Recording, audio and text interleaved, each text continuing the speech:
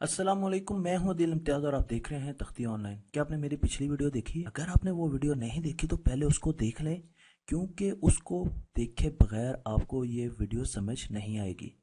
तो पिछली वीडियो थी क्वांटम फील्ड थ्योरी और क्वांटम फ्लक्चुएशंस के बारे में। हम ये जानते हैं कि दुनिया में, कायनात में हर जगह पर क्वांटम फ्लक्चुएशंस एग्जिस्ट करती हैं। यहाँ पर आपको मैं क्वांटम फ्लक्चुएशंस दिखा रहा हूँ जो कि एक्चुअली फील्ड्स हैं, और ये फील्ड इलेक्ट्रॉन और क्वार्क से बनती हैं। मैंने ये भी बताया था कि ये फील्ड हर जगह एग्जिस्ट करती हैं। दुनिया में 4 किस्म की नेचुरल फोर्सेस होती हैं, जिसमें एक इलेक्ट्रोमैग्नेटिज्म होती है, दूसरी वीक इंटरेक्शन होती है, तीसरी स्ट्रॉन्ग इंटरेक्शन होती है और चौथी ग्रेविटेशनल फोर्स होती है। ये 4 फोर्सेस हमारी कायनात में एग्जिस्ट करती हैं। लेकिन हमें ये भी बताया जाता है स्टैंडर्ड मॉडल ऑफ पार्टिकल्स में कि क्वार्क्स सिर्फ 2 किस्म के नहीं हैं, क्वार्क्स 6 किस्म के हैं। Up quark, down quark, charm quark, strange quark, top quark, beauty quark. Beauty quark मुझे सबसे अच्छा, सबसे खूबसूरत नहीं लग रहा बाय द वे। इसके साथ साथ ये तो वो चीजें हैं, क्वार्क्स तो प्रोटॉन और न्यूट्रॉन्स को बनाते थे, जैसे कि पिछली वीडियो में बताया गया था। लेप्टॉन्स भी होते हैं। लेप्टॉन्स क्या? मसलन आपने इलेक्ट्रॉन देखा है, इलेक्ट्रॉन एक लेप्टॉन है। इसी तरीके से म्यूऑन और टॉ, ये इलेक्ट्रॉन के ही बड़े भाई हैं। म्यूऑन जो है वो 200 टाइम्स इलेक्ट्रॉन से बड़ा है, और टॉ जो है वो उसका बहुत ही बड़ा भाई है। ये 3000 गुना, 3000 टाइम्स उससे बड़ा है।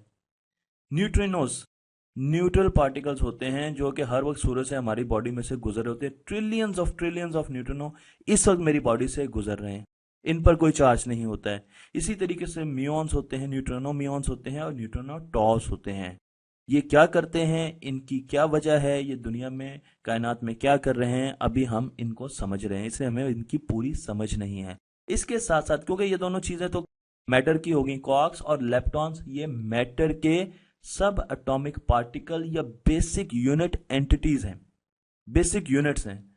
हम चलते हैं राइट साइड पर, इनको कहते हैं फोर्स कैरियर्स। तो मैटर के दो यूनिट पार्टिकल, मसलन आप अप एंड डाउन क्वार्क ले लें, इनके दरमियान एक्सचेंज होता है इन फोर्स पार्टिकल्स का, और हमें फोर्स फील होती है। तो ये फोर्स कैरियर्स होते हैं।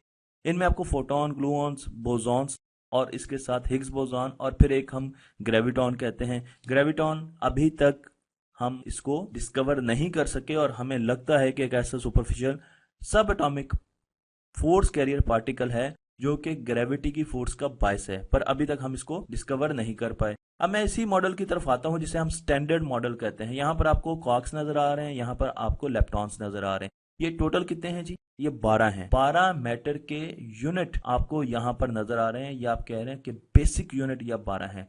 अच्छा, इसके साथ हमारे पास फोर्स कैरियर्स हैं, हमारे पास ग्लूऑन है। अब अगर आप ग्लूऑन देखें तो ये कौन सी फोर्स जनरेट करता है? ये स्ट्रॉन्ग न्यूक्लियर फोर्स जनरेट करता है। और किन के दरमियान करता है? ये क्वार्क्स के दरमियान करता है। तो दो क्वार्क्स के दरमियान जब ग्लूऑन्स एक्सचेंज होते हैं, यू यानी अपर और डाउन क्वार्क के दरमियान जब ग्लूऑन जो है वो एक्सचेंज होते हैं, तो हमें स्ट्रॉन्ग न्यूक्लियर फोर्स मिलती है। इसी तरीके से हम इलेक्ट्रोमैग्नेटिक वेव्स की तरफ आते हैं। ये किसके दरमियान एक्सचेंज होते हैं? क्या एक्सचेंज होता है? फोटॉन इनका फोर्स कैरियर है। फोटॉन किसके दरमियान एक्सचेंज होता है? क्वार्क्स एंड लेप्टॉन्स के दरमियान। तो जब फोटॉन जनरेट होता है तो हमारे पास यहाँ पर इलेक्ट्रोमैग्नेटिक फोर्स बनती है या जनरेट होती है। इसी तरीके से हम वीक न्यूक्लियर फोर्स की तरफ आ जाते हैं, जो कि रेडियो एक्टिविटी में भी आपने पढ़ी होगी। और इसमें ये तमाम पार्टिकल्स जो हैं जब एक्सचेंज करते हैं डब्ल्यू बोसॉन, तो उस वक्त हमें वीक न्यूक्लियर फोर्स एक्सपीरियंस होती है। जब वो आपस में फोटॉन एक्सचेंज करते हैं तो हमें इलेक्ट्रोमैग्नेटिक फोर्स एक्सपीरियंस होती है। और इसी तरीके से जब मैटर के क्वार्क्स जो हैं वो आपस में जस्ट ग्लूऑन्स एक्सचेंज करते हैं तो स्ट्रॉन्ग फोर्सेस हमें एक्सपीरियंस होती हैं। मसलन मैं आपको बताऊं कि प्रोटॉन और न्यूट्रॉन का मैंने आपको स्ट्रक्चर दिखाया था, उसमें अपर डाउन 2 किस्म के क्वार्क्स थे और उनके बीच में एक स्प्रिंग टाइप आपको चीज नजर आ रही थी। वो एक्चुअली स्प्रिंग टाइप ये शो कर रही थी कि उनके दरमियान ग्लूऑन्स को एक्सचेंज किया जाता है। ये हमारे पास स्टैंडर्ड पार्टिकल मॉडल है। और यहाँ पर मैंने आपको ये दिखाया है कि टोटल, क्योंकि ये तमाम पार्टिकल्स जो हैं, चाहे ये फोर्स कैरियर्स हैं या ये मैटर के पार्टिकल्स हैं, ये तमाम अपनी फील्ड्स रखते हैं, ये तमाम अपनी फील्ड्स बनाते हैं। तो हमारे पास टोटल 16 किस्म की फील्ड्स होती हैं जिनसे सारी यूनिवर्स एग्जिस्ट करती हैं। इसमें 12 जो है वो मैटर फील्ड्स होती हैं, जो कि आपको यहाँ पर नजर आ रहा है कि ये सारे के सारे आपको नजर आ रहा है कि मैटर के क्वार्क्स और लेप्टॉन्स बना रहे हैं। और इसी तरीके से 4 एनर्जी फील्ड्स होती हैं जिनमें हम ग्लूऑन और फोटॉन और जी बोजान, कुछ लोग इसमें ग्रेविटॉन को भी ले आते हैं, और एक हिग्स फील्ड होती है। ग्रेविटॉन को मैंने इसमें इंक्लूड नहीं किया, इसलिए मैंने यहाँ पर 16 रखी हैं। आपको यहाँ पर वैसे सम 17 का मिल रहा है, पर मैंने ग्रेविटी का जो फोर्स कैरियर है ग्रेविटॉन, क्योंकि वो अभी तक हमने डिस्कवर नहीं किया, उसको मैंने बीच में नहीं रखा। आपको ये भी पता होगा कि 4 बेसिक हमारी फोर्सेस हैं, जिसमें आज हमें पता है न्यूक्लियर फोर्स है, उसमें भी स्ट्रॉन्ग और वीक न्यूक्लियर फोर्स होती है, फिर इलेक्ट्रोमैग्नेटिक फोर्स है, और हमारे पास ग्रेविटी की फोर्स है। और हम ये भी जानते हैं कि जब बिग बैंग हुआ था तो उस वक्त ये तमाम फोर्सेस मिलकर एक सुपर फोर्स बनाते थे, जिसको सुपर फोर्स कहा जाता था। उसमें सिर्फ एक फोर्स एग्जिस्ट करती थी, ऐसा हमारा ख्याल है। इसके साथ साथ जो ग्रेविटी है उसकी भी एक फील्ड है, क्योंकि हम ग्रेविटॉन को तो अभी डिस्कवर नहीं कर सके, पर आइंस्टाइन ने हमें यह बताया कि जो ग्रेविटी के साथ एसोसिएटेड फील्ड है उसको हम स्पेस टाइम फील्ड कहते हैं। इसलिए स्पेस टाइम की जो फील्ड है वो ग्रेविटी की फील्ड है। अब मैं आता हूं बोसॉन, हिग्स बोसॉन की तरफ। हमें यह पता है कि एक फील्ड हिग्स फील्ड होती है, जिससे जब हम इंटरेक्ट करते हैं तो हमें मैस एक्सपीरियंस होता है। यानी ये ऐसी फील्ड है जो हर चीज को उसका मैस देती है। और इस चीज को डिस्कवर करने के लिए एक बहुत बड़े साइंटिस्ट जिनका नाम हिग्स है, जो कि आपको यहाँ पर नजर भी आ रहे हैं, इन्होंने बहुत काम किया और फिर सन में इस पे बहुत ज्यादा एक्सपेरिमेंट किए, जिसमें हमने इस पार्टिकल को भी डिस्कवर किया और इस फील्ड पर भी बहुत ज्यादा काम किया, इसको डिस्कवर किया।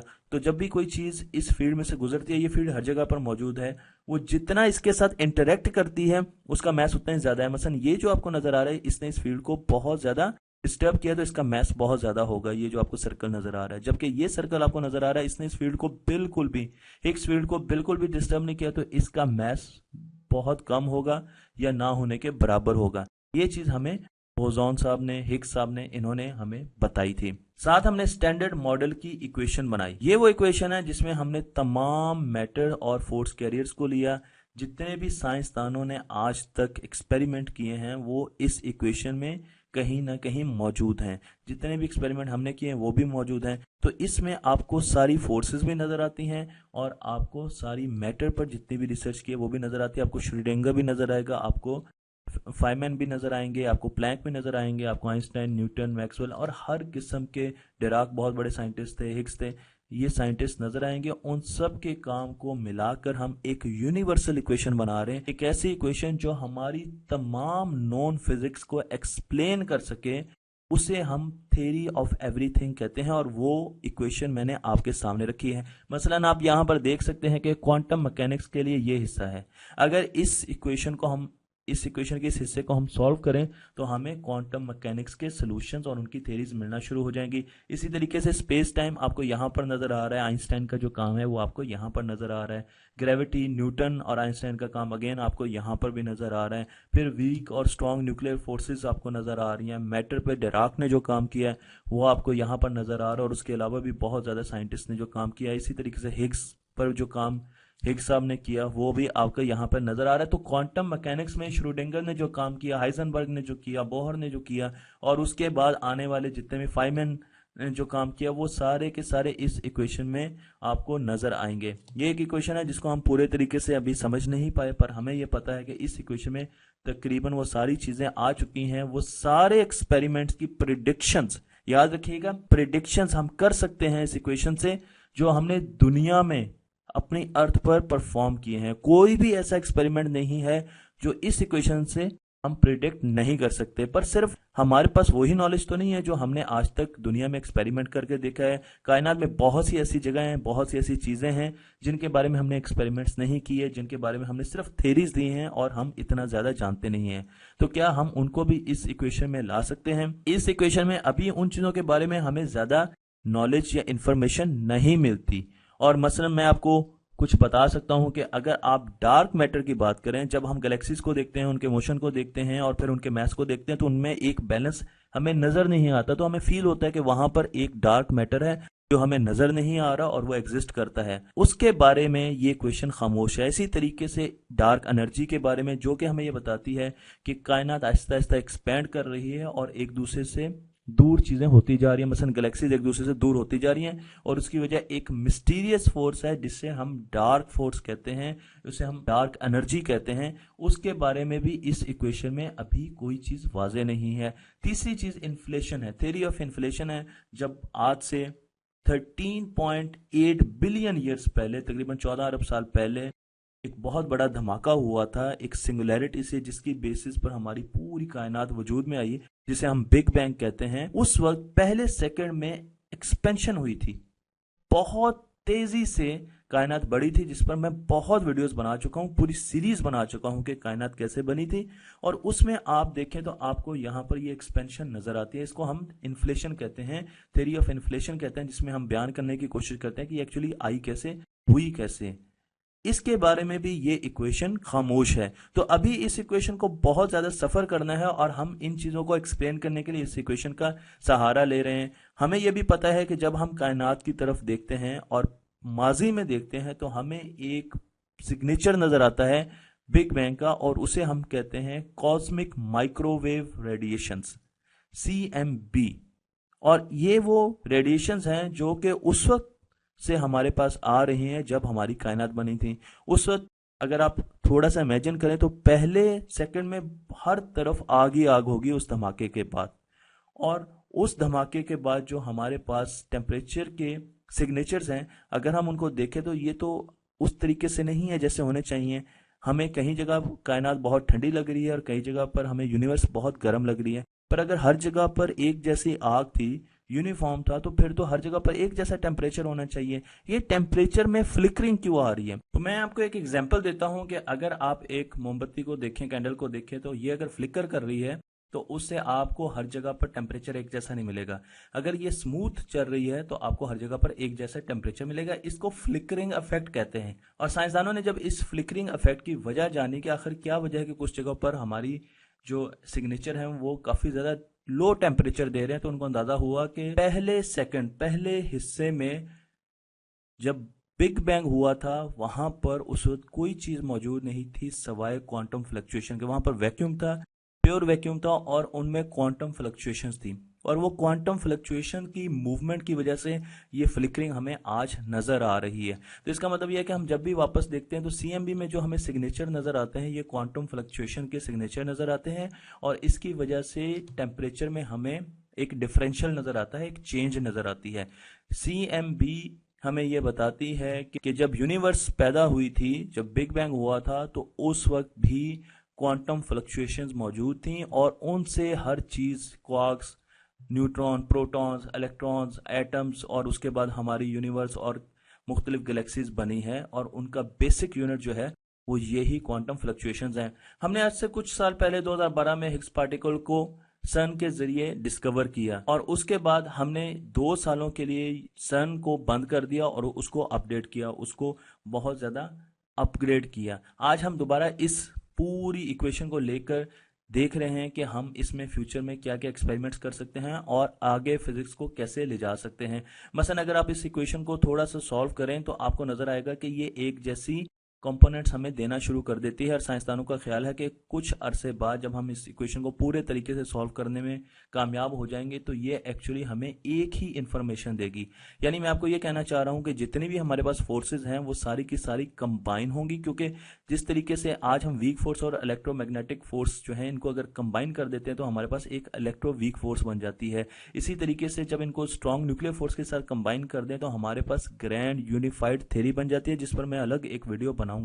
ये एक फोर्स है और इसमें आपके पास वीक फोर्सेज, इलेक्ट्रोमैग्नेटिक फोर्सेज और स्ट्रॉन्ग न्यूक्लियर फोर्सेज मौजूद हैं, जिसे हम ग्रैंड यूनिफाइड थ्योरी कहते हैं। और उस वक्त जब ये फोर्स एग्जिस्ट करती होगी ये सिर्फ एक फोर्स होगी। उसके बाद अगर इसमें ग्रेविटेशनल फोर्स डाल दें तो हमारे पास एक सुपर फोर्स बन जाती है, जिसे सुपर ग्रेविटी या क्वांटम ग्रेविटी भी कहा जाता है। साइंसदान अब इस तरफ को चल पड़े हैं और वो चाह रहे हैं कि वो किसी तरीके से इन फोर्सेस को इकट्ठा करके इनसे फर्दर एक सुपर फोर्स को बना सकें सन को इस्तेमाल करते हुए। अगर हम मैग्नेटिज्म और इलेक्ट्रिसिटी को कंबाइन करें तो हमारे पास एक नई थ्योरी आती है जिसे हम क्वांटम इलेक्ट्रोडायनामिक थ्योरी कहते हैं।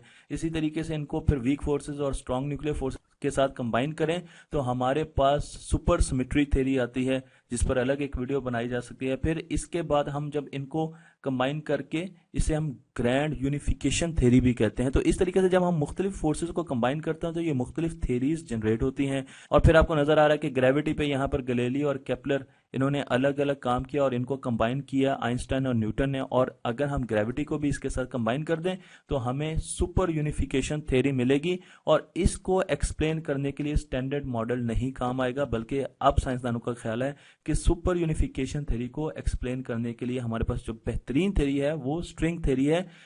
छोटे छोटे स्ट्रिंग्स ये बताते हैं कि ये फोर्सेस कैसे इकट्ठी हुई। आपको मैं ये चीज यहां से भी बता सकता हूं कि अभी हमें ये 16 पार्टिकल्स नजर आ रहे हैं, यूनिट्स नजर आ रहे हैं जो कि पूरी कायनात को बनाते हैं। अगर हम एक पार्टिकल को लें और उसको 16 मुख्तलिफ एंगल से देखें तो शायद वो हमें मुख्तलिफ नजर आएगा।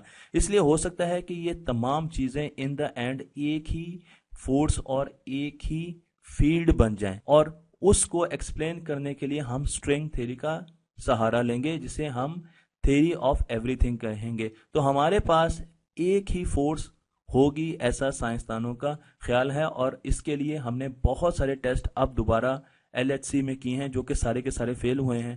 इसके फेल होने का मतलब यह है कि या तो हमें स्ट्रॉन्ग LHC चाहिए, उसको और ज़्यादा पावरफुल LHC चाहिए, मशीन चाहिए, या हमें इस मैथमेटिकल इक्वेशन पर बहुत ज़्यादा काम करना है जिससे हमें ये चीज़ें मिल सकें कि हम किसी तरीके से एक फोर्स, सिंगल फोर्स की तरफ जा सकें। और तीसरी चीज़ ये कि शायद हमें इंतज़ार करना चाहिए, हो सकता है अगले चंद महीनों में ऐसा कोई ब्रेक थ्रू हो जाए। मुझे उम्मीद है कि अब आपको ये अंदाज़ा हो गया होगा कि हम फिजिक्स में और स्पेशली क्वांटम मैकेनिक्स में किस तरफ जा रहे हैं, और थ्योरी ऑफ एवरीथिंग का भी आपको अंदाजा हो गया होगा, बल्कि इसके बीच में जितनी भी ट्रांजिशन थ्योरीज हैं उनका भी नाम एटलीस्ट आपको पता चल गया होगा। तो अगर आपको मेरी ये वीडियो पसंद आई है तो मेरे चैनल को लाइक कीजिए, शेयर कीजिए और दूसरों तक पहुंचाइए।